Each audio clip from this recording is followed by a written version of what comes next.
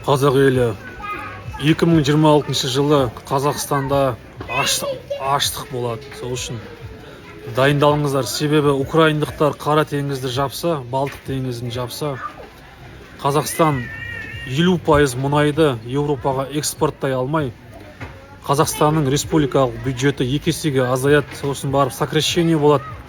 Айлықтарың 50 есеге азаяды. Сол налог қымбаттап жатыр 1 қаңтардан бастап 26 жылы. Барлық тағам, тамақ, азық түлік, киім-кешектің барлығының бағасы өседі.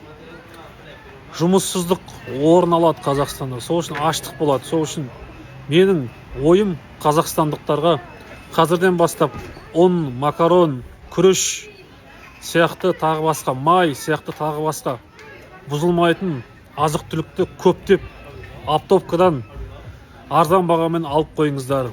Өте былай айтқан кезде қиын кезеңдер келе жатыр. Сол үшін дайындаламыз. Алға Қазақстан.